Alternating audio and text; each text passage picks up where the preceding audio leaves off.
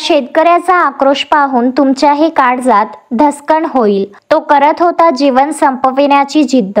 मराठवाड्यात मागील 3 दिवसांपासून सुरू असलेल्या पावसामुळे नदी नाले ओसंडून वाहत आहेत आणि पुराचे पाणी शेतात घुसले आहे। त्यामुळे पिके पाण्याखाली आली आहेत। शेतात सगळीकडे पिकाऐवजी पाणीच पाणी दिसत असल्याने शेतकरी हवालदिल झाला आहे। अशाच एका त्रस्त शेतकऱ्याचा व्हिडिओ व्हायरल झालाय। या व्हिडिओमध्ये शेतकरी पुरामुळे पीक नष्ट झाल्यामुळे आत्महत्या करण्याचा हट्ट करतोय। सोशल मीडियावर व्हायरल झालेला हा व्हिडिओ लातूर जिल्ह्यातला आहे। लातूर मधील एक शेतकरी पुरामुळे पीक उद्ध्वस्त झाल्याने आत्महत्येचा हट्ट करतोय। व्हायरल व्हिडिओमध्ये शेतकरी पाण्याने भरलेल्या शेतात आक्रोश करताना दिसत आहे। तो म्हणत आहे, सगळं वाहून गेलं, मला मरू द्या, जगून काय करू, घरी मुलं आहेत। शेतकऱ्यांसोबत आणखी एक तरुण आहे जो त्याला थांबविण्यासाठी खूप प्रयत्न करतोय। गेल्या 3 दिवसांपासून सुरू असलेल्या मुसळधार पावसामुळे